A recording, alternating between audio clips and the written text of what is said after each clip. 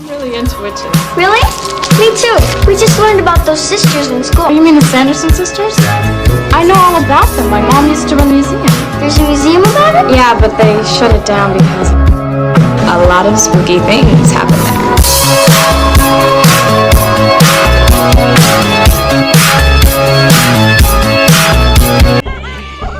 It's just a bunch of Hocus Pocus.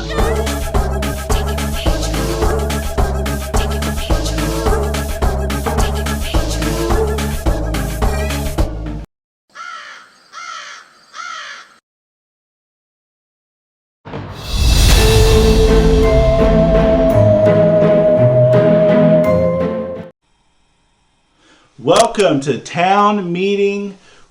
Who lit that? See, I messed up. I almost said witches, warlocks. I told you. I even looked at it and I still messed it up. Okay. Well, you ready? Yeah. Because I'll just delete that. It's fine. Welcome to town meeting. Episode 2 of my Halloween series with my sister Jillian. Say hi, Jillian. Hi. Okay. Who lit that candle? Hocus Pocus podcast. I love this movie. I don't know. Do you love it?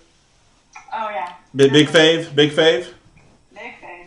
Yeah, I picked this because I didn't want to do just a review. There's so many reviews out there. I just thought it'd be fun just to talk about it. Give different thoughts, maybe a hot take or two. Quote some favorite lines, things like that. We'll get into all that in a minute. But welcome to Town Meeting. I'm Steve.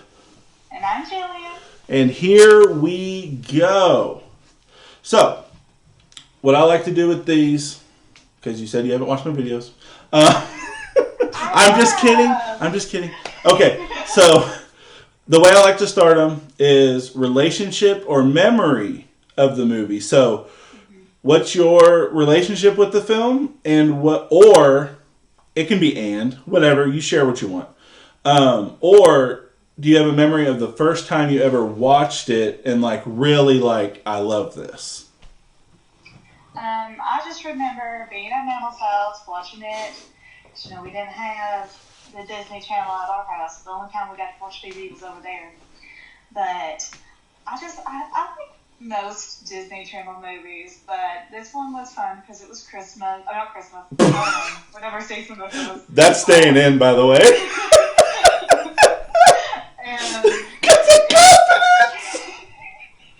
it was fun because it was Halloween, and I feel like there's not a lot of kid Halloween movies. Yeah. And so then I remember watching it when I was little, and I'm like, oh, this is a Halloween movie that I can watch. So that's just my biggest memory from that, I think. Well, for me, I mentioned in my Halloween Town podcast episode with Millie and Zach that my first introduction to horror, real horror, was probably this. It's not horrific by any means, but it is scarier than Halloween Town. It's the witches are actually evil. Mm-hmm. Yeah, the witches are actually evil. They talk about eating children. One of them's kind of suspicious. I'll get into that later. But it was my first introduction to spooky, scary. I've always loved Halloween, but as far as Halloween media, I didn't really know of anything. I mentioned in my last video, in my last podcast, about when I got introduced to Halloween Town, I didn't know Halloween movies like that existed. And after that, I sought out more, and I discovered Hocus Pocus because it's older. Which is probably why it's scarier, to be honest. It wasn't made for the Disney Channel. It was actually made for theaters, so that was probably a difference as well. But it's the folklore opening, the cover of the book. They went old school and stuff, and the cover of the book was very folk tale-esque and just added to the whole witch theme. And it was creepier, and all the creepy nostalgia, if that's even a thing. But I don't remember the first time I saw it. I do remember the most vivid memory I have. We were getting ready to go to we were getting ready to go to the fair, and my sister was getting ready. My mom was getting ready. Of course, this was before I met you guys. Yeah. You know, I think that has to be pointed out a little bit, but the people that don't know. Yeah. I mean, people know because of the last episode. I had to make because Millie kept making faces, and so I kept going. Now, Zach, it was before I met Millie. You know, like this is if I'm saying my sister or my mom, I'm probably talking about because I would the way I would word it is mom or Jillian or Millie or who whatever. But anyways, they were getting ready, and I said something and got in trouble. I don't remember what I said. I just remember I did get in trouble a little bit. I almost didn't get to go to the fair. And I thought I wasn't going to get to go, so I went and sat down and turned on the TV. And when I turned on the TV was the whole Walt Disney opening. Mm-hmm. Like the, oh, you know what I'm talking about? The blue screen with the white, the old school movie opener. Old school movie opener. So that started, I was like, oh, what is this? And then it opens with the book cover. I was like, what is this? And turns out my punishment ended up being going to the fair. Like, because I wanted to watch that movie. I was like, what is this? Because again, the moment you turn on that TV, you no longer want to go to the fair. You want to watch that movie. At the time that I saw that, the movie was probably, it came out in 93, so it was probably almost 10 years old. I had never seen, again, I didn't know that kind of, I didn't know Halloween media existed beyond like Dracula.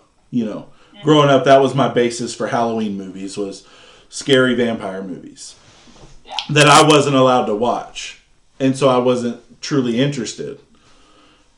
But anyways, so there's that. And I don't know. It's a lot of weird mixed feelings and memories from growing up, and they all get intertwined sometimes. That might have been the first time I got introduced to Hocus Pocus, for all I know.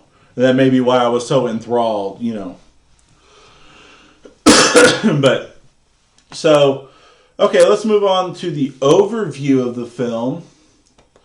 I can't forget that I got my stuff mixed up. So, Hocus Pocus from 1993, a delightfully spooky, I mean, as an adult, it's not spooky. But for kids, spooky aspects to it. Like, for kids, it's still funny and a kid-friendly movie, but there is like scarier aspects. Oh, yeah. When I was a kid, I was terrified of Winnie. She scared the heck out of me. So the movie does its job as far as kid horror. If I call it Disney horror, you have this, you have Don't Look Under the Bed, you have Halloween Town, I guess, you have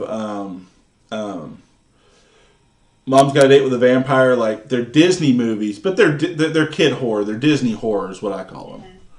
As close to horror as Disney's probably ever truly gotten. But anyways, okay.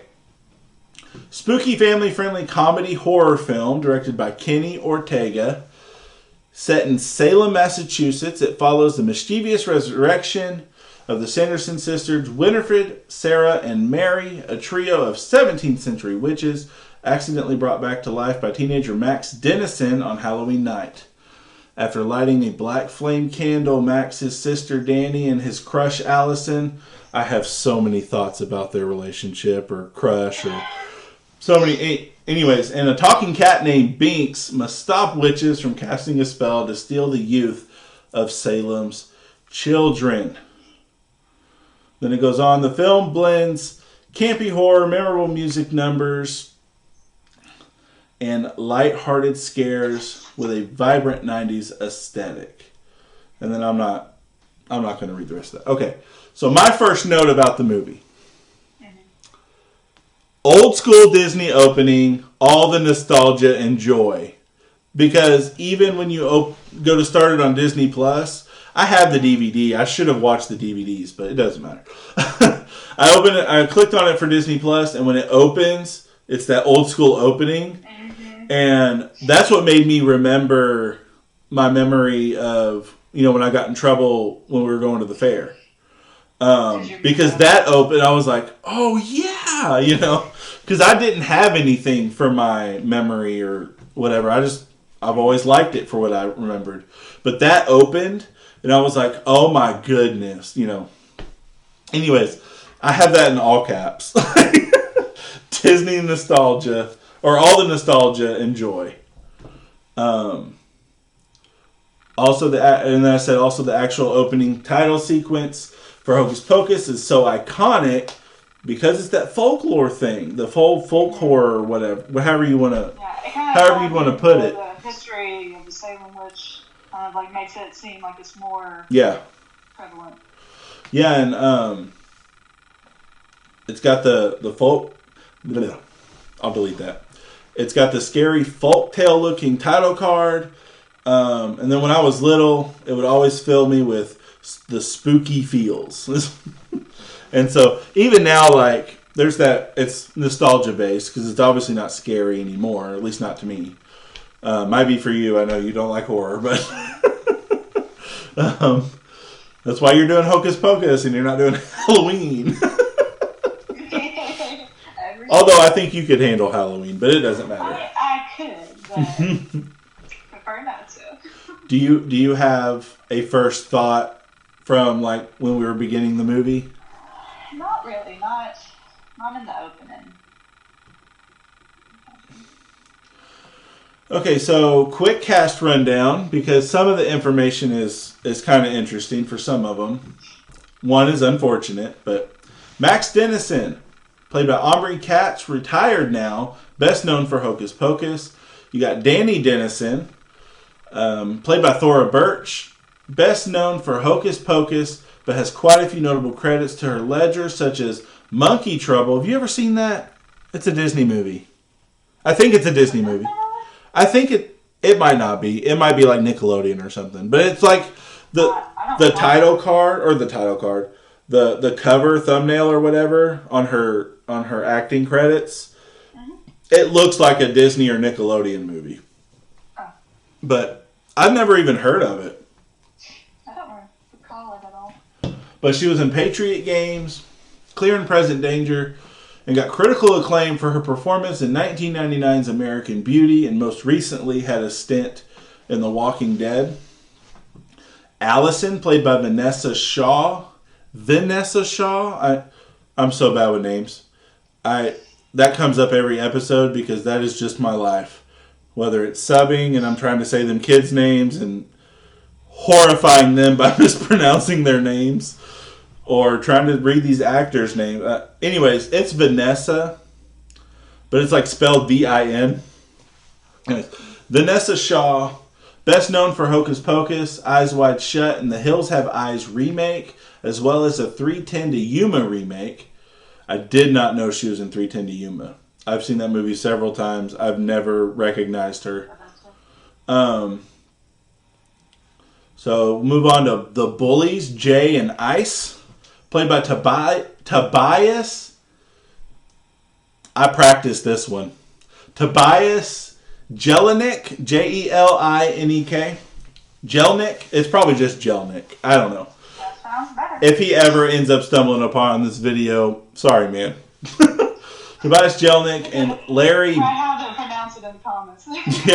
yeah, please. Nobody has yet, but if you know how to pronounce names and I'm butchering them, I have no problem with you correcting me in the comments. Put it in the comments, man. Let us know. But Tobias Jelnik plays Jay, and then Larry Bagby plays Ice. Growing up, I always thought Tobias, who plays the skinny one with the blonde hair, I always thought he was the Red Space Ranger Andros. Not at all the same actor.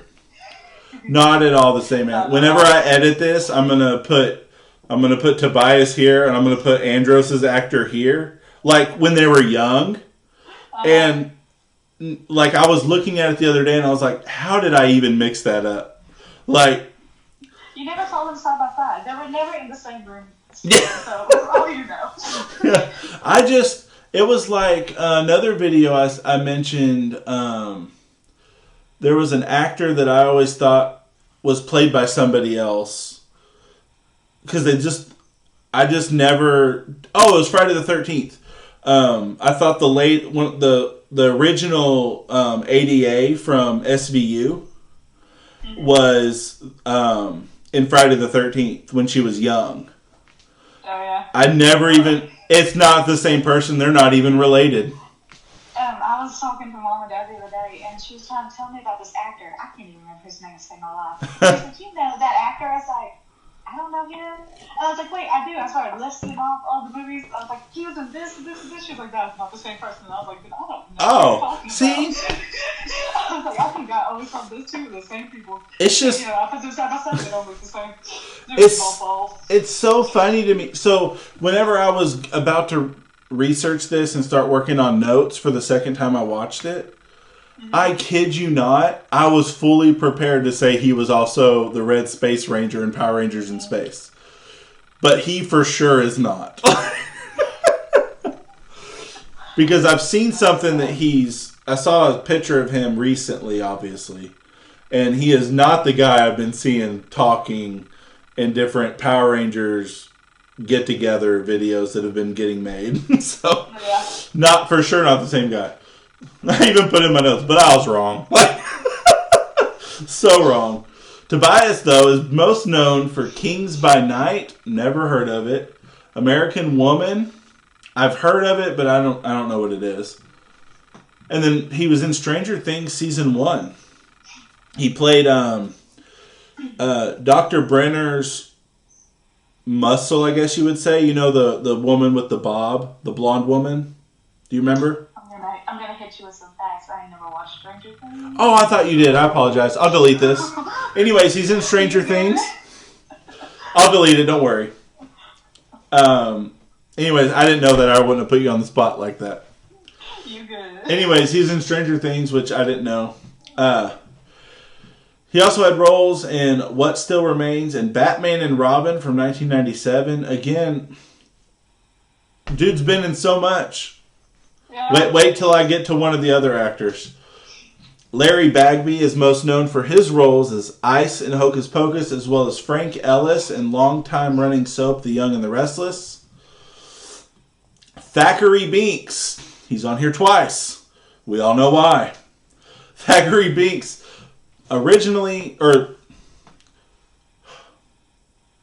Thackeray Binks, human version, is what I was trying to say.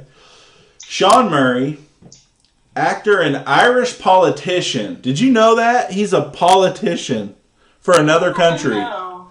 Yeah, that blew my mind. But he's an Irish politician and famously known for his role as McGee on NCIS.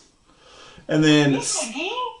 Yeah. You know, I thought he looked so familiar, and I was just like, you know, I just don't know. Maybe it's also they often think people look the same, and I'm like, maybe I'm just, pairing him with someone else. But no, McGee, okay. Look, the first time I found out that that's who that was, I thought I made a big discovery. Turns out I was one of two people who didn't know, because you didn't know either. I didn't know either.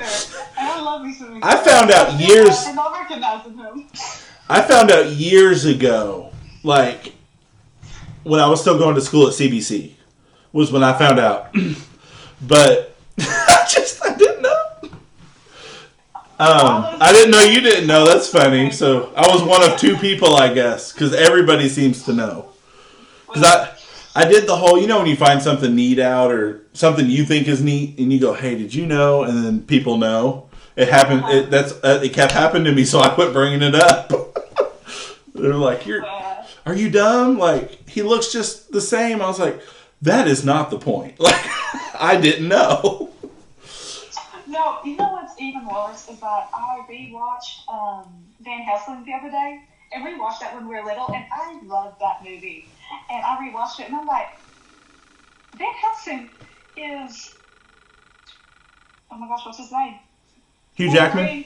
Hugh Jackman. I'm like, I didn't even know that. I'm like, Julie, how did you not know that? You know, I almost asked you to do that movie instead of Hocus Pocus. Really?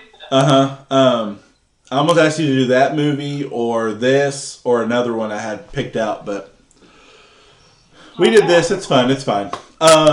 Maybe next Halloween. Huh? Yeah, it's more Halloween and less, spooky. Okay. I'm going to delete this little bitty segment. Oh, Binks. Okay. So now Binks. Played by James Marsden. Hold on. I'm going to have to delete this whole segment. I want to make sure I put the right name.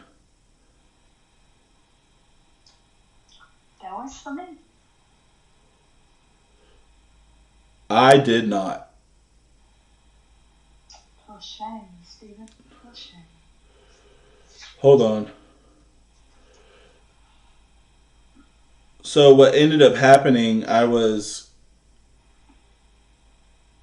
Jason Marsden. Okay, delete that. I was Googling if they were related because I wanted to add that in. James Marsden is from Sonic and all those crazy, goofy, human sees animated people. Yeah. Or animated characters. Anyways. Okay. So Binks, voiced by Jason Marsden, who was the voice of millennial childhoods.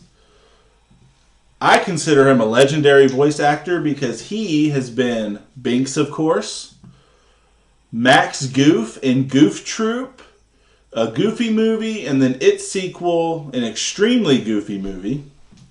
He was Kovu in Lion King 2. Mungo and Tarzan, I don't even know who that is. I just included it because that seems like a big. It's a side, like it's one of the ape friend, one of his little friends that he grew up with. I didn't even know those apes had names. I just knew that his. I thought it was like Ape 1, Ape 2. Yeah, like the female ape. I can't remember character names right now, but anyways, his best friend basically. I knew she had a name.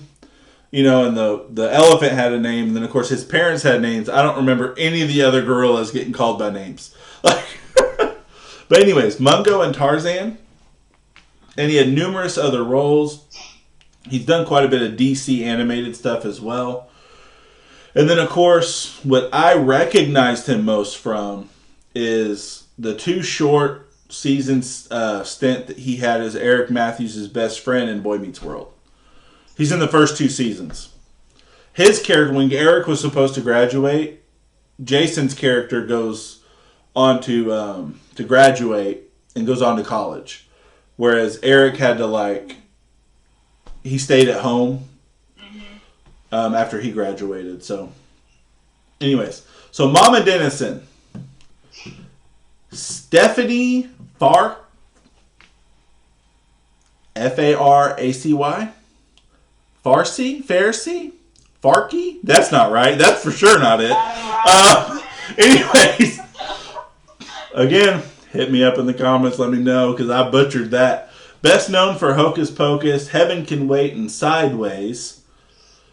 Again, she's one of those actors I thought I recognized, but I've not seen anything else she's in.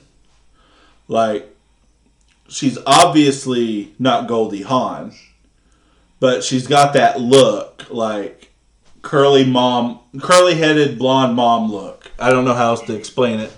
But, anyways, that's getting cut out, by the way. But I always thought I recognized her. I've not heard of anything like Sideways. Anyways, Papa Dennison. This is the one that was sad. Charles Rocket. This one is unfortunate. But Charles is known for being a cast member on SNL, the villain Nicholas on Dumb and Dumber. He was you've seen Dumb and Dumber, right? Mm-hmm. Mary. I don't know if he was her uncle or a friend. Anyways, he's the one that he's around the whole movie, and it turns out he's the one that kidnapped her husband. Oh. But anyways. And then, of course, Hocus Pocus. He unfortunately took his own life in 2005. And it's gruesome. It's rough. I've heard another podcast talk about it, but reading it, it's sad. Like, why did it happen? I don't know. People thought he got murdered, but they found no evidence of it being a criminal thing. So they ruled it as him taking his own life. Okay, so Billy, this is a major one, played by Doug Jones. He's a legendary non-human actor. He does a lot of caricature things, like monsters. He's known for monsters, like how he's Billy in this. But he's a major go-to for roles like that. Numerous credits, such as Abe in Hellboy, Silver Surfer in the Fantastic Four movie, or Fantastic Four sequel from the 2000s. He's in Pan's Labyrinth, and then of course he's the Fish Man. I've never seen Shape of Water. I don't know, but he's like he plays the Fish Man or whatever from Shape of Water. Mary Sanderson. We're gonna get into the witches now, and then we'll be done with the cast. Mary Sanderson, played by Kathy Najimy. Yeah, I can say that, but I can't say the other one. The other lady, the other actress.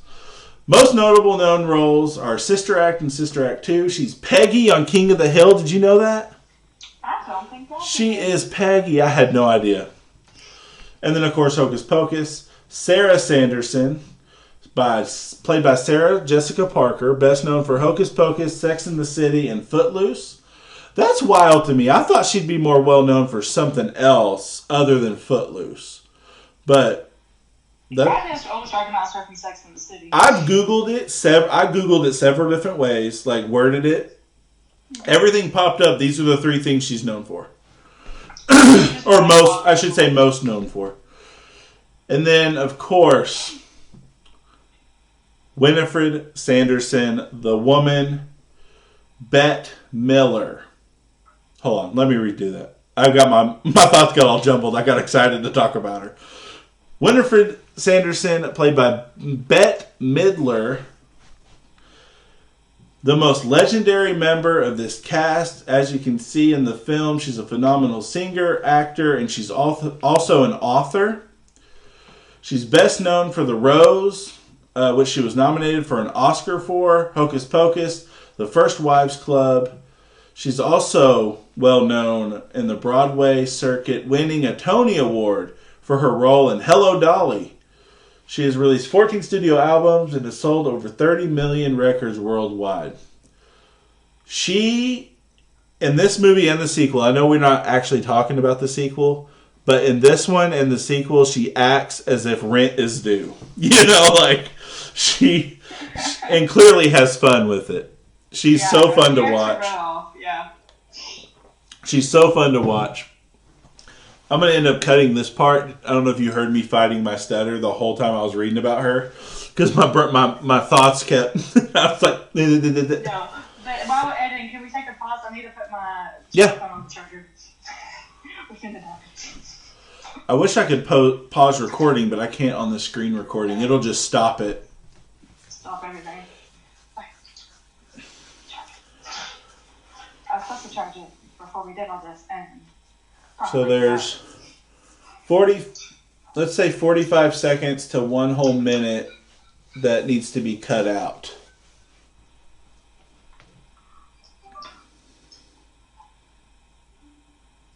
Did you get it plugged in? Yeah. Okay. I'm just gonna prop her up. Okay. Okay. All right, delete up till now. Okay. So, that was the cast. Do you have any favorite quotes or lines from the movie? So, favorite quotes. I got about 3 of them. So, obviously... Hold on, wait. Do you want to do, since I just did cast, do you want to do favorite and least favorite characters first, and then we'll go to quotes? That makes more sense in my brain. I wish it made more sense in my brain when I made this this outline.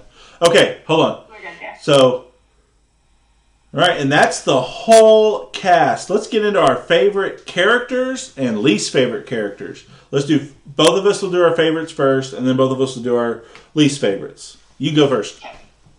So my favorite three gotta be Danny because I'm the little sister, so she's my fave. Billy, just because I feel like his whole character is hilarious, and Thackeray Phoenix. Those are my top three. Thackeray, or Kitty Cat Thackeray. Both. Like we can Both? Thackeray's. Yeah. So, I know I mentioned earlier that Winnie scared the life out of me when I was a kid. But she's so fun to watch. She's one of my favorite characters in the movie. Shouldn't be. She's the villain. You know, that's what I hated about the sequel. It makes them not the villain really, which is a problem for me. But because of the way this one was set up. But anyways, so I got Winnie, Danny. I got Danny. Who doesn't like Danny? She's hilarious. How do you not? Like, she's hilarious. I don't like Max. He's a bit whiny for me. Me too, but also, like, when I see them two together, I'm just like, yeah, that's definitely a conversation me and Steven have. Like, I'm investing into I know. He's already had a bad day, and, like, I get it, but at the same time, he's a teenager, and he's acting like a teenager, so it's annoying me. Or busting me out to a girl that I like. You've done that before. Like, oh, you're Anderson. Okay. No, I almost said Danny because she reminds me of you, but I thought that'd be too cheesy. No, that's agreed. I said Danny because she reminds me of me.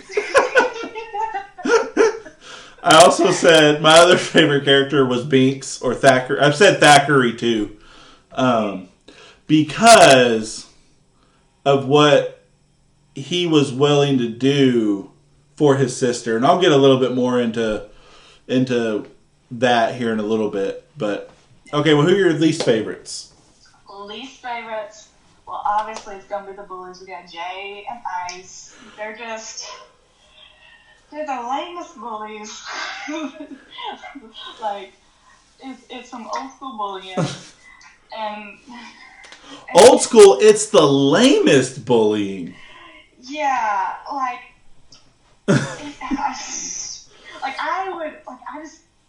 you shouldn't make fun of people, but I want to make fun of you for how you're making fun of him. Yeah, like, he doesn't have smokes because he doesn't smoke. They get mad about that. He doesn't have any cash on him because, I mean, realistically, why would he? You know, like, I know today's a little different, you know, especially with teenagers and working. But back in the 90s, teenagers didn't work like that unless they were on their own, you know, unless they had unfortunate home lives, which, fair to assume, maybe he had an unfortunate home life. I don't know. But asking him for cash and getting mad he didn't have it is wild to me. But I think also it's that, like you mentioned a second ago, old school bullying, like, give me your lunch money. This is my turf, and you can't leave without giving me something. I don't care what it is at this point. Their turf. They're in the cemetery. Their turf and the graveyards makes them even lamer. Like, and Jay was weirdly laying on a crypt, like a stone crypt lid or something. I don't know what it's called, but you know what I'm saying.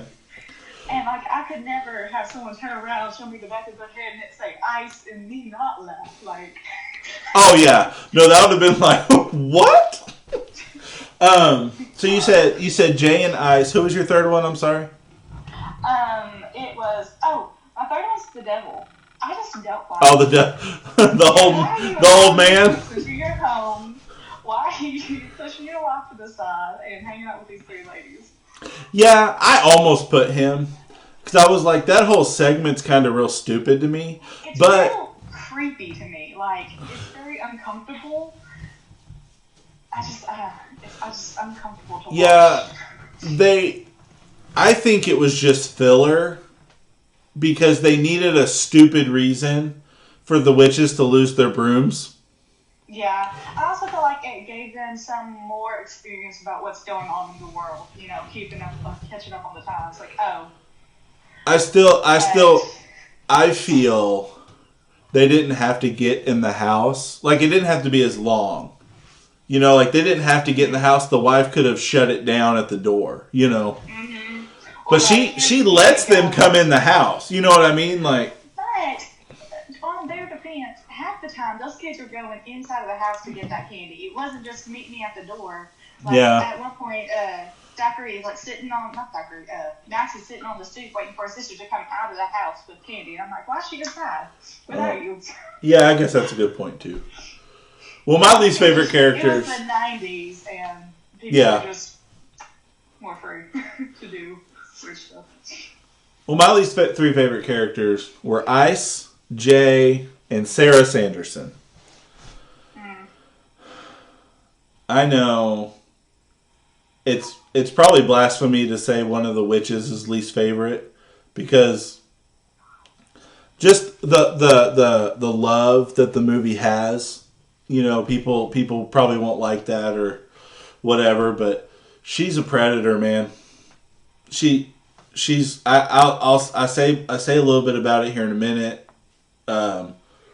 but she gives me the ick. You know what I mean? Like, and then of course we already covered Jay and Ice. We don't have to delve into that again. They're lame-os. They're bullies. I don't like bullies. They were never not going to be on the list. Could they have been one singular, and then I could have added in somebody else? Probably, but the devil barely didn't make my list because I couldn't.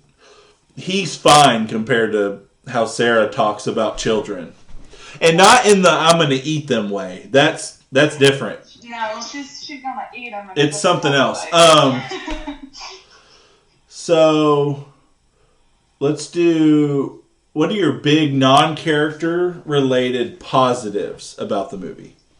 Positives, mainly that it is a actual Halloween movie. I feel like a lot of Halloween movies are like we just consider spooky, scary movies, but no, this one's actually on Halloween. Halloweeny.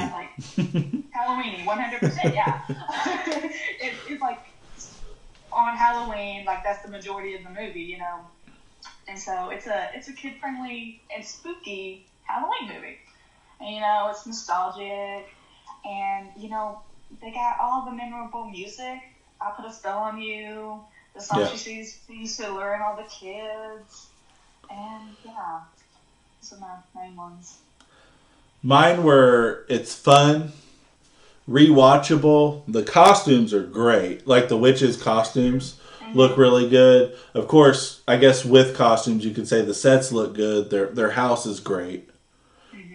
Back in the 1700s and or 1600s, and the when it's being kept up as a museum or whatever. And then I also said it's absolutely hilarious in places because it is. Like, yeah, it's scary and silly at the same time, which I think is great. Okay. Oh, I had another negative, and I kind of hinted at both of these. Allison being suddenly crazy about Max has always got on my nerves. So I do think it is weirdly timed. I, in my brain, just chalked it up to being y'all kind of had a weird life-death experience. A big thing happened, and that stuff bonds people. But I do think it is a little extra. So what I added in here was, it doesn't make sense to me, and I guess it doesn't have to. It's a movie. They have to wrap it up in some way, and their way of having a happy ending was he gets the girl. That was a very typical 80s, 90s thing. But what I added in here, unless she always liked him and was playing hard to get. But that is never hinted at. She teases him in class, or not in class, after class, whenever she's trick or treat, and it's not her number, it's his number again. That's not playing hard to get, that's rejection. Yeah. It might be that, he's new, she just don't know nothing about him. Why should she talk to this guy she don't know nothing about? I think that, like, her leaving her house with them was mainly, I am tired of this Halloween party, let's get out of here. Yeah. You just kind of get to know the boy. Yeah. Along the way. Yeah. I do think it is a little rushed. Yeah, it's just, I don't know. There's not like a moment, I guess. No. And I think because of that, Allison and Max just aren't my favorites. Because I'm just like, y'all are here and y'all have y'all's purposes, but I don't really like y'all as like the characters themselves aren't my favorite. Yeah, just because she's cute and he's somewhat attractive, that don't mean they have to end up together. You know, like, could they have ended up together in a sequel, or, like, I'll get into a novel sequel later. But, sure, you know, that's fine. But, like, making it to where, like, she's all of a sudden, like, because, like, whenever they fall asleep at his house after they burn the witches, and, like, he's like, I wish you didn't have to go. And she's like, oh, me too. It's like, why is she lying? She don't like him that much already. Like, out of nowhere? Anyways, my other one was about Sarah. It's kind of why she's on my negatives. She's too predatory towards clearly teenage boys. You know, when she's hitting on the bus driver or whatever, that's fine. He's a grown man. I don't care. But she says not once, but twice, let me play with him. That can only mean one thing. It's Disney hidden innuendo, because that's what Disney's always done. They've always had weird innuendos, especially teen stuff, you know. But it's so weird for her to say.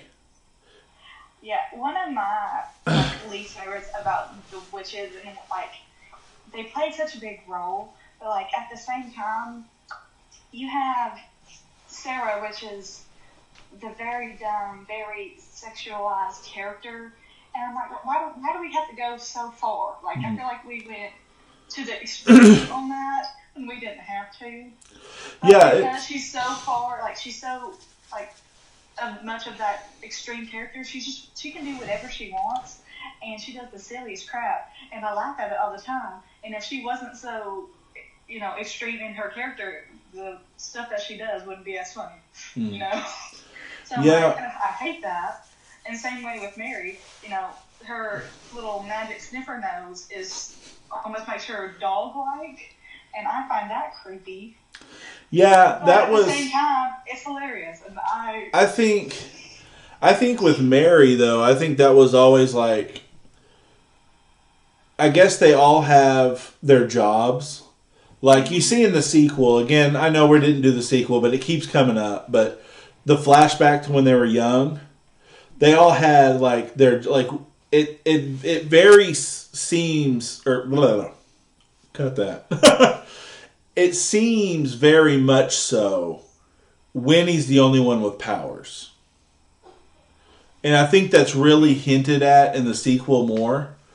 And I watched for it these two watches. I don't notice that the witches ever do anything except fly.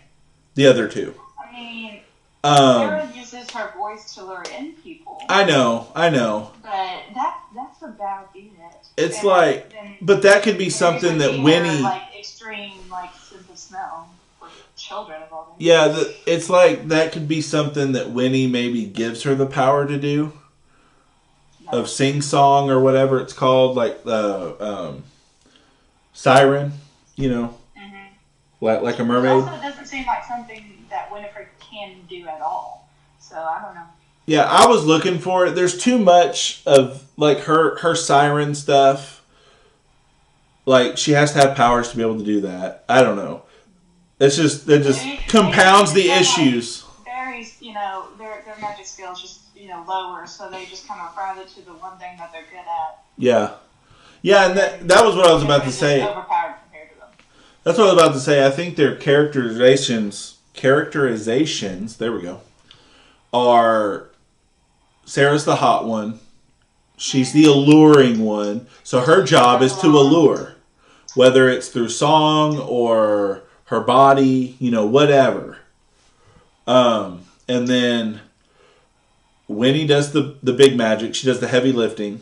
I guess she's for sure the most powerful. You know, you don't see her using... You don't see the other witches doing the whole magic through her fingers. You know, like Star Wars lightning, basically. I don't remember them doing it. And I don't remember... I don't know. I know in the sequel they do. But after they get that... I don't even remember fully because I've only seen it once. But I know in the sequel they do like display powers heavy towards the end. But anyways, hold on. Mary kind of like seeks. Yeah, and Mary's job is she's like the hound dog. Yeah. Yeah, she's like, if kids are hiding, she can find them and all that stuff. She's like, let me find who we're looking for. So they all have jobs. Yeah. Yeah, they all have jobs. Winnie does the heavy lifting. Sarah's alluring, and Mary. I got to get better with names. It doesn't matter. We've said it 100 times, and I just had trouble remembering it. And Mary sniffs them out if she has to, you know. Which, just like Sarah, it has its own weird context. Anyways, okay, so now let's do. Wait, where'd it go? Favorite quotes or lines. I'm curious if we have the same one. Okay, so I feel like everyone's first favorite quote is the, "Oh look, another glorious morning." That's one of the ones. Like, I think about that anytime like someone like opens the door and it's like a bright morning day. You know, that one's hilarious. And then because Winifred, she acted her butt off in this, and she was just so over the top and so into it. Her house payment was due. She has all the lines that I have are from her. And so or at the end when she thinks that the time has run out and the sun's starting to rise, and she's like, "This is the end. I feel it. We're doomed. I feel the icy breath of death upon my neck." And just dramatic.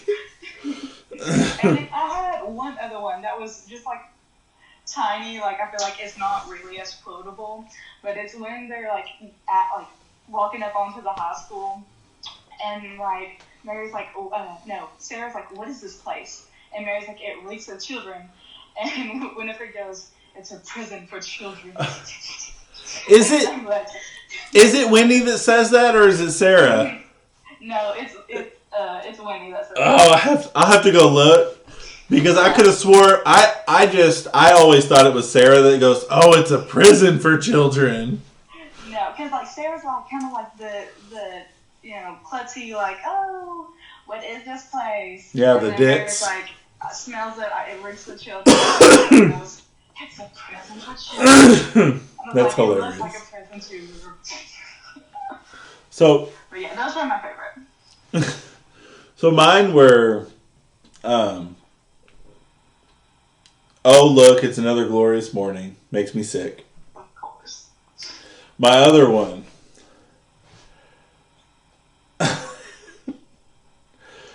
"Witch, trollop, you buck-tooth, mop-riding firefly from hell. Billy gets me." I wish he talked more. I've been wanting to say that for years. Yes, I've been wanting to say that. The whole time. I've always wanted to say that or something. Yeah. Oh, that's my favorite. I don't have any others listed, but this is a prison for children. That's pretty high up there too, because that's hilarious. It's just, I don't know, the winch from Billy, it's so funny. It's so funny. Yeah, it's especially because how they set him up. The way he's set up is you think he's on the witch's side the entire time, and when then you're like, "Oh, he's gonna kill Max," and then he just rips his mouth off, and he's just like, "No, I hate you, actually." Yeah, it makes you wonder if he would have kept them, hid them in the sewer the whole time. The whole time he was just trying to find them to help them. Yeah, he couldn't talk. He he couldn't relay that, and it looked like, I mean, all that they were told was like, hey, this used to be like two of their boyfriends, so like, yeah, you should be on their side. But no, because yeah, it's like you can't tell, and it's purposeful. yeah, But like the juxtaposition of I'm gonna kill you to actually no, I'm on your side is just hilarious. yeah, like he gets the knife and like Max has that "we're doomed for" look, and he just cuts his sewing. Like it's gonna do something. His character was very Tim Burton-y. Mm-hmm. Like every time I watch it, especially when he's spitting the moths out, which is really funny. Mm-hmm. It's like how'd they get in there? Anyway. Chasing rabbits. Yeah. But no, like it's so Tim Burton-y, and just knowing Kenny Ortega did it, I don't know. I haven't looked into how much they've worked together or if they have, but they had to have, or whoever did costumes has to have done something with Burton before. I don't know. I didn't look into it. I probably should have. So the next segment that'll be more fun with other episodes. I know this episode and the episode before with Halloween Town, it's not as fun. But it's Does It Book? So, no, it doesn't book. But the movie does come from a bedtime story that David Kirshner used to tell his little girl. I don't know. The story he told was about 3 witches who turn a boy into a cat. I don't know the extent of the actual story that he told, but I would hope that for a child's bedtime story, he's not saying these witches are trying to steal the souls of little children. But you never know. Yeah, I don't know. It just said a bedtime story. It didn't say that it was a story he told her at Halloween. Yeah. So like, I don't know. People like kids like the Hansel and Gretel. It's about an evil witch. Like. That's trying to so them, so different eras of growing up, and it has, of course, historical inspiration based on and influenced by the Salem witch trials of 1692 to 1693. And then after release, there was an illustrated novelization done by A.W. Jantha, I believe. It's either Jantha or Hantha. I'm going to go with Jantha. As well as Witches Run Amok, the oral history of Hocus Pocus. So I believe that might be it's the oral history. I would be willing to bet he wrote a book. I don't know if it's a man or a woman. But A.W. Jantha wrote a book version or a manuscript of the story David Kirshner probably used to tell. But I don't know. There's a novelization by the same author that's a double feature type book. Has a story of Hocus Pocus as well as a book only sequel about Max and Allison's daughter Poppy that the 2022 sequel did not use to do their movie, which they probably should have, because that sequel was something else. All right. Any comments, thoughts about the Does It book? Did you find anything different? I didn't. You didn't look? Oh. No, it's fine if you didn't look. I always, like, last episode and this episode, on Does It book, I say I'll do it, so that you guys don't have to do extra research if you don't want to. But I also put if you want to, you can, because it'd be interesting to see if we find different stuff. Yeah. Even though I found a lot. This had a lot for that section. Like a lot of little things. All right. I actually have the book. The double feature novelization. Oh, nice. It's in there on my bookshelf. I probably should have had it in here and put it on camera, but Has it? No. But, all right. The fun one. The one that might get us in trouble. Hot takes. Is it possible to have hot takes on a Disney classic or a Disney holiday classic? And Jillian, it doesn't count. This is not a Christmas movie. Yeah, I think you might be right on that one. I know you said earlier before we started recording you don't have a hot take. You have a couple of spicy comments. Yeah. What you got?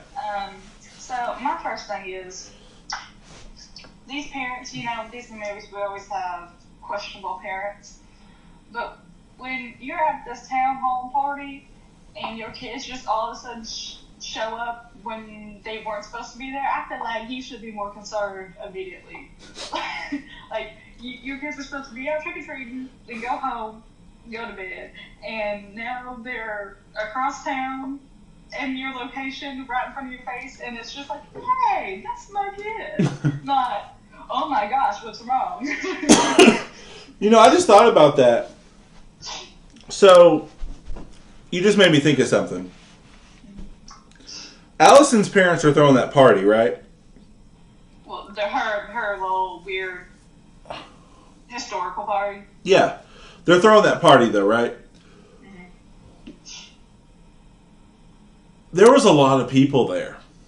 Mm-hmm. Like, it kind of shows the house. There's a lot of people outside the house going in and out of the front door or whatever. Some of it's probably trick-or-treaters. But, because they have that giant bowl of candy that kids are just going and grabbing. But there's also the party that Max's parents were at. Like, I know towns are allowed to have, especially Salem, is allowed to have more than one Halloween party. But, like, even though this is filmed in Salem, and Salem is a certain size that's much bigger than Malvern, where we grew up, it's still, like, the movie gives off the vibe that it's, like, small town setting. Yeah. Like, who was at that party that wasn't at this party, and why didn't people throw fits when their kids went missing at the end? Yeah, especially because, like, I feel like... Because not all the parents were bewitched by Winifred with the song. No, because Allison's house, I feel like, because they, like, kind of hinted that she's rich. Oh, yeah. Basically. I so think I feel like, I think it's implied that her family is, like, maybe one of her parents is the mayor of Salem. I think that's what the heavy implication I got. If you're rich in Salem during this time period, like, I feel like you have a lot of family history going on. So then I feel like a lot of the main people of that town, like, mayors, political higher-ups in that town, would be at the old historical party. So, like, why would we have a town hall party? Just for everyone else? Yeah, I don't... Like, who's at the town hall party? Again... I feel like it's not anyone important, Yeah, again, it's the whole problem of it's a bigger town. And maybe it's supposed to imply that the people at Allison's house ended up going there. Or they just didn't think about it at all because they just needed Allison to end up with Max and Danny somehow. So they wrote that her parents had a fancy party. Maybe, yeah. Or even for her to be gone all night because they were going to be Did you have another one? I did one of the things I had was the Mary and Sarah and their extreme characterisms. And how it is really sketchy, but also at the same time funny, and I don't know how I feel about that. Yeah, no.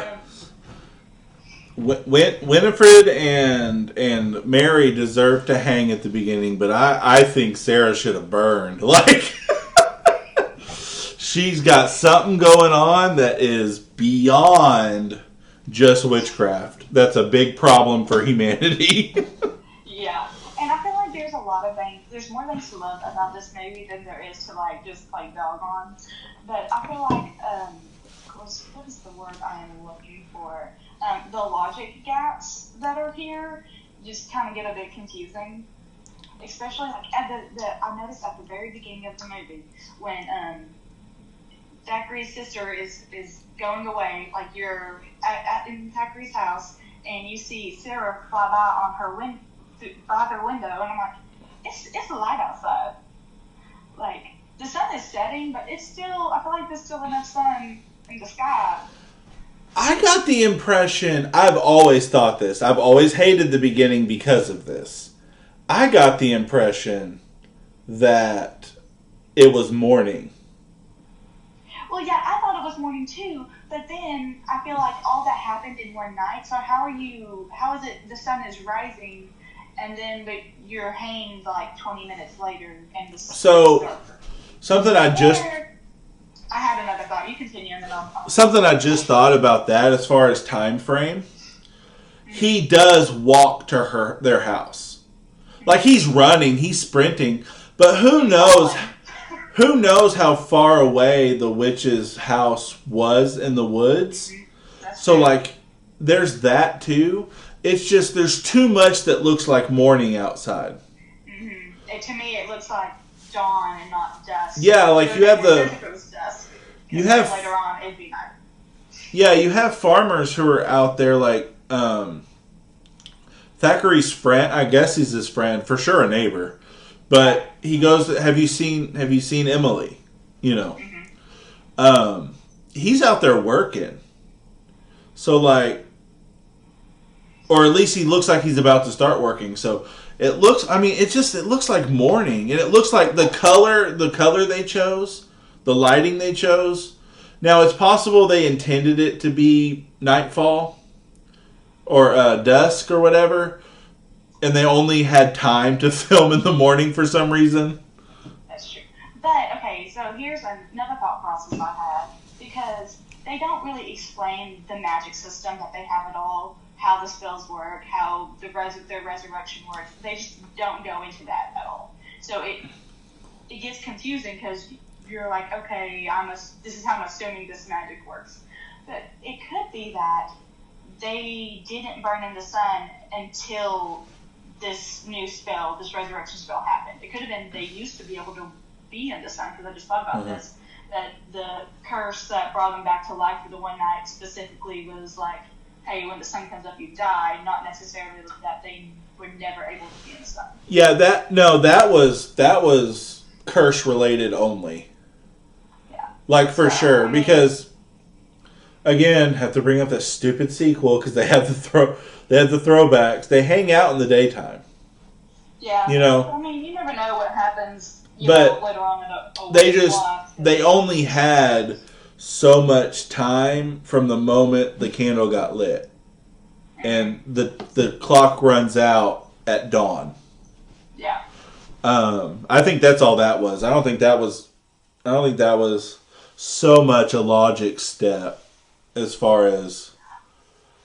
But one of my other weird logic gaps that I didn't like, I feel like a lot of times they do it for like funny little moments, because like at the end when Max and them are driving away from the house after like the evil rain or whatever happens, like Winifred is like at his window and she's just like, hey, can I see your learner's permit? Are you resisting arrest? And I'm like, 20 minutes ago you didn't know what a bus was. What do you mean you know the laws of this land? I almost want to believe that was ad-libbed by the actress. And it could be, and it was hilarious. And if you're not, thinking about it, I would have just brushed it off. But I don't know. It does take you out of it if you think real hard about it. Mm-hmm. But I don't know. I've never minded that, but that's the great thing about opinions. You don't like it, that's fine. It's fine not to like it, Yeah. So mine was, I don't have any really, like, truly hot takes. Yeah. I said I have none. I love this movie because I do. I do wish Binks didn't die, but I do love, it's known as the Andrew Garfield moment because of Spider-Man No Way Home. He gets his redemption opportunity. Yeah. He has his Andrew Garfield moment, I guess you could call it, Spider-Man moment, where he has the opportunity to save a little sister after he failed to save his own. And there's nothing I wouldn't do to help you or Millie.